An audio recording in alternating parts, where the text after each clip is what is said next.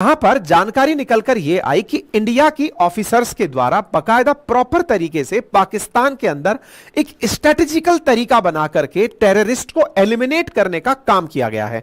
और यह जानकारी गार्जियन को कैसे पता चली, तो कहा गया कि इस अखबार ने भारत के कुछ जासूसों के इंटरव्यू किए।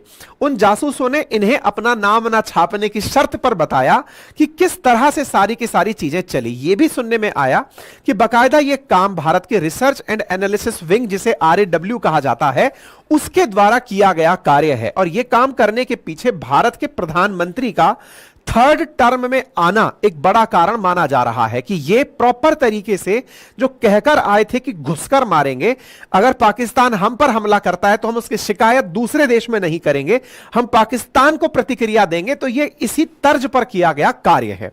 अब research and analysis wing Bharat की वो खुफिया शाखा है जो भारत के प्रधानमंत्री के डायरेक्ट अंडर में काम करती है, और उन्हीं के द्वारा इस प्रकार के काम किए गए, चाहे वो कनाडा के अंदर हो, फिर चाहे वो अमेरिका के अंदर हो, या फिर वो पाकिस्तान के अंदर हो। पाकिस्तान में 2020 से लेकर अभी तक 20 ऐसी किलिंग्स हो चुकी हैं जो मोस्ट वांटेड क्रिमिनल्स थे, जिन्हें इंडिया एज ए आतंकी इंडिया में चाहता था, उनका असैसिनेशन हुआ है। और असैसिनेशन कराने में इस अखबार ने एक बड़ी ही इंटरेस्टिंग शब्द छापा है और कहा है कि यहां पर पाकिस्तान में भारत के एजेंट्स ने खुद ने नहीं मारा, बकायदा वहीं के लोगों को जो पाकिस्तान के गरीब हैं, भूखे हैं, या कुछ इस तरह के लोग हैं जो जिहाद के नाम पर कफन बांधकर चल रहे हैं कि काफिरों को मिटाना है, तो बोले बकायदा उनका ब्रेन वॉश इंडियन जासूसों ने पाकिस्तान के लोगों का ही ब्रेन वॉश कर दिया, और उन आतंकियों को जिनकी वजह से भारत के साथ रिश्ते खराब हुए थे, उन्हें काफिर डिक्लेयर करवा दिया कि ये काफिर हैं, धर्म विरोधी हैं, इन्हें मरवा दो। और ऐसा करके उन्हीं के लोगों से उन्हीं के लोगों को मरवाने का काम भारत ने किया। लेकिन ये स्ट्रेटेजिकल शिफ्ट आया कहां से? बोले जब पुलवामा हमला हुआ और उसके बाद भारत ने यह डिसाइड किया कि हम अपने इस हमले के जिम्मेदार लोगों को रिटेलिएट करके मारेंगे, उस समय पर ऐसी घटनाओं ने अंजाम लेना शुरू किया। लेकिन इसके पीछे सबसे ज्यादा थॉट प्रोसेस डेवलप कैसे हुई और इस विषय को कैसे और पुख्ता किया गया, इसके बारे में हैना पीटरसन, जिसने यह गार्जियन की रिपोर्ट तैयार की है, उनकी बात सुननी चाहिए। मैं एक चीज यहां पर आपको और बताना चाहूंगा। देखिए, निश्चित ही हम ये मानेंगे, भारत सरकार भी ये मानेगी कि हमने किसी को नहीं मरवाया। आपको और हमको ये प्राउड फीलिंग देता है कि भारत अब आतंकी हमले सहता नहीं है, आतंकियों को घुस के मारता है। ये थॉट प्रोसेस हमें अच्छा लगता है। लेकिन हैना पीटरसन ने जब ये बात बोली तो सरकार इस बात का खंडन करेगी, क्योंकि अंतर्राष्ट्रीय स्तर पर यह चीज सही नहीं है। भारत सरकार कभी भी इस बात को स्वीकार नहीं करेगी। कोई भी देश अपने जासूसों के द्वारा किए गए किसी भी कार्य को क्लेम नहीं करता है कि मेरे जासूसों ने इस व्यक्ति को मार दिया। कोई भी तरह के देश की सरकार इसको क्लेम नहीं करती है। लेकिन फिर भी जिस गार्जियन की पत्रकार ने यह खबर प्रकाशित की है, मैं थोड़ा सा उनका विश्लेषण आपको बता देता हूं कि वो भारत के बारे में क्या सोचती हैं। और जब उन्होंने न्यूज कलेक्ट की होगी तो उसका प्रयास यही रहा होगा कि भारत के बारे में ऐसी चीज मैं लिखूं जिससे भारत पर अंतरराष्ट्रीय दबाव पड़े। उदाहरण के लिए हैना एलिस ने यह खबर लिखी, मैंने बताया था ना शुरुआत में ही, गार्जियन की खबर इन्हीं ने लिखी है। यह वो महिला है जिन्होंने भारत में अगस्त 2023 के अंदर इस प्रकार से खबरें कवर करना शुरू किया था कि देखिए कैसे होगा भारत के अंदर, मतलब भारत की डेमोक्रेसी को लेकर इनको बड़ी चिंता है। इनका कहना है श्रीनगर में इंटरनेट बंद हो जाता है, बताइए इंडिया में कैसी डेमोक्रेसी है। मुस्लिम भारत में कैसे सेफ फील कर सकते हैं, ये तो CAA ले आते हैं। ये कहते हैं कि G20 इंडिया करने जा रहा है, इन्हें शर्म आती है, झुग्गी झोंपड़ियों को ये ढक देते हैं। इन्होंने ढूंढ ढूंढ करके वो पॉइंट निकाले दुनिया में एक तरफ जहां पर इतना कुछ था बताने के लिए कि भारत इतना कुछ अच्छा कर रहा है, ये खोज खोज कर उन कमियों को निकाल कर लाई। यही निकाल कर लाई कि सिख एक्टिविस्ट को भारत ने ही ब्रिटेन के अंदर मरवाया। यानी कि ये एक प्रकार से इंडिया के इमेज को अंतरराष्ट्रीय स्तर पर और गार्जियन में रिपोर्टिंग करते समय एंटी इंडिया रिपोर्ट करने के लिए जानी जाती रही हैं। इवन जब अयोध्या का मंदिर बनकर आया तो इसलिए इन्होंने इसे एक पॉलिटिकल गिमिक कहा कि अरे केवल राजनीतिक मुद्दा है, इसलिए राम मंदिर बनकर आया है। जो मुद्दा हमारे साथ कब से जुड़ा आ रहा है, कभी तो बनना था, पर इन्होंने इसे भी एक राजनीतिक मुद्दा कहते हुए गार्जियन में छाप दिया। इसी महिला की इस रिपोर्टिंग के अंदर आप सोचिए कि इसे दिल्ली में डेवलपमेंट नजर नहीं आता, इसे नजर आता है यहां लगे हुए कचरे के ढेर। इसे नजर आता है मुसलमानों का हिजाब बैन। ये सब चीजें इसे, यानी कि देश के अंदर इसे हिंदू मुसलमान नजर आते हैं, प्रदूषण नजर आता है, देश की कमियां नजर आती, एनी टाइम कमियां नजर करने वाली हैना एलिस पीटरसन है। जब ये खबर छापती है कि भारत सरकार ने पाकिस्तान में ये सब करवाया, तो इनके जो इंटेंशंस रहे होंगे वो कैसे रहे होंगे वो समझ में आता है। बट एनीवे, इन्होंने किसी भी चीज पर ध्यान दिया, भारत के बारे में चर्चा हुई तो हम कर रहे हैं। इन्होंने लिखा, India has drawn as inspiration from intelligence agencies such as Israel. हमने मोसाद और केजीबी के बारे में पहले भी जिक्र किया है। जब भी अंतरराष्ट्रीय स्तर पर अज्ञात लोगों के द्वारा भारत विरोधी लोगों को मारा गया, मैंने बार बार आपसे यही कहा कि कोई अज्ञात व्यक्ति है जिसने मोसाद से या केजीबी से प्रेरणा ले ली है और वो अपने दुश्मनों को दुनिया में घुस घुस करके मार रहे हैं। इन्होंने भी अपनी रिपोर्ट में यही कहा है। मैंने आपको ये 5 महीने पहले बात बोली थी, इनकी रिपोर्ट में आज ये बात निकल कर आ रही है। आप में से कुछ लोग कह सकते हैं कहीं ऐसा तो नहीं है कि ये आपका सेशन ही देखती हो जिसमें से इसने सारे पॉइंट्स निकाल लिए हों। खैर, मैं अपनी तारीफ ज्यादा नहीं बर्दाश्त करता हूं। एनीवे, फिलहाल के लिए इन्हें जिस भी भारत के जासूस ने बातें बताई हैं, ये कह रही हैं कि इनकी किसी खुफिया आदमी से बात हुई है जिसने ये सारी बातें अंदर की बताई हैं। इनसे पूछा गया आपको कैसी बातें बताई गई हैं, तो इन्होंने कहा कि जिस समय सऊदी अरब का most wanted Jamal Khashoggi Turkey के अंदर सऊदी अरब की कॉन्सुलेट में मारा गया था। आपको याद होगा खशोगी की हत्या हुई थी, सऊदी अरब के खिलाफ लिखता था, अमेरिका में रहता था, टर्की के अंदर ये सऊदी अरब के कॉन्सुलेट में आया तो था लेकिन कभी लौटकर वापस नहीं गया। ये हमेशा के लिए आज तक एक ऐसा विषय बना हुआ है जिसके चलते अमेरिका और सऊदी अरब का जबरदस्त टसल चलता है। इस टसल को आप यहां देख सकते हैं क्योंकि बाइडेन ने चुनाव प्रचार में कहा था कि खशोगी के मारने वालों से कभी दोस्ती नहीं करूंगा। तो इन्होंने, जो सऊदी के प्रिंस हैं, इन्होंने अमेरिका को आड़े हाथों ले लिया था कि हम आपसे हाथ भी नहीं मिलाएंगे। ठीक है ना। अच्छा, एनीवे, तो कहते हैं कि जब खशोगी मारा गया ना, तो भारत में उस विषय पर चर्चा हुई। उस टॉप ऑफिशियल ने इस तरह से बात बताई कि भारत सरकार में बैठे हुए लोगों ने अपने खुफिया लोगों से पूछा कि हम इस घटना से क्या प्रेरणा ले सकते हैं। तो यहां पर यह बात चर्चा में आई कि जैसे जमाल खशोगी को मार करके सऊदी ने अपनी इंटेलिजेंस का लोहा मनवा दिया, ऐसे भारत भी अपने अपोजिशन के लोगों को, जो भारत विरोधी हैं, जो भारत के विरोध में दुनिया भर में प्रचार कर रहे हैं, उनको खत्म करवा सकता है। भारत के खिलाफ जो भी प्रोपेगेंडा चला रहा है उनको खत्म करवा सकता है। तो बोले इस तरह की चर्चाएं भारत के क्लोज रूम में आजकल हो रही हैं। ऐसी इस न्यूज में उस इंटेलिजेंस के व्यक्ति ने इस मैडम को रिपोर्ट में दिया जो इन्होंने गार्जियन में छाप दिया है। ठीक है ना। तो सऊदी से भारत प्रेरित हुआ, खशोगी की हत्या से भारत प्रेरित हुआ, ऐसा कहा गया। और यही कहते हुए बोले पाकिस्तान के अंदर इन्होंने बकायदा लोगों को पैसे देकर के 20 आतंकियों को मरवाया है। ऐसी स्थिति में यहां पर कुछ तो ऐसी जानकारी निकल कर आई जिसके ऊपर फिल्में बन सकती हैं। हो सकता है आने वाले समय में एक फिल्म ही बने अज्ञात के नाम से। मैं क्यों बोल रहा हूं आप ऐसे समझिए।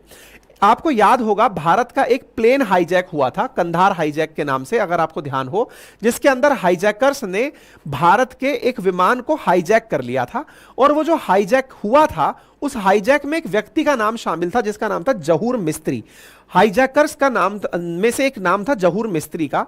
ये जो हाईजैक हुआ था हमारा विमान, इस विमान में जो व्यक्ति शामिल था हाईजैक में, जहूर मिस्त्री, इस जहूर मिस्त्री ने अपने आप का हुलिया और नाम बदल करके एक नया नाम अपना लिया था। बोले इसको मारने के लिए तो प्रॉपर तरीके से एक पत्रकार की वेशभूषा में महिला को भेजा गया और महिला जाकर के पहले ये कंफर्म करी कि क्या आप वही हो। बोले आतंकियों की कहानी छापनी है, हम न्यूयॉर्क पोस्ट से आए हैं, आप अपने बारे में इंट्रो दीजिए। उसने अपने बारे में इंट्रो दिया, उससे उसे कंफर्म किया गया कि ये वही है और बाद में पता चला कि उसे मार दिया गया। मतलब पाकिस्तान के अंदर आप यहां देखिए, यहां पर टॉप जो लोग मारे गए थे उन लोगों के अंदर मारे जाने में उस व्यक्ति का नाम भी शामिल था, जहां पर ये टॉप लोग मारे गए थे जो कि इस पूरी घटना के अंदर जिम्मेदार थे। यहां पर मैं आपको दिखा रहा हूं उस व्यक्ति का नाम जो यहां पर मारा गया था, जाहिर अखुंद करके इस व्यक्ति को मार दिया गया था। बोले इस प्रकार से कंफर्म करके प्रॉपर तरीके से मारा जा रहा है। इस अखबार में एक बात और छपी है और वो ये छपी है कि इंडिया ने यह काम एक दिन में नहीं किया है। तो बोले फिर, बोले लगभग 2 साल से इन्होंने पहले इस बात की प्रॉपर प्रकार से स्लीपर सेल डेवलप की है। अब ये स्लीपर सेल क्या होती है?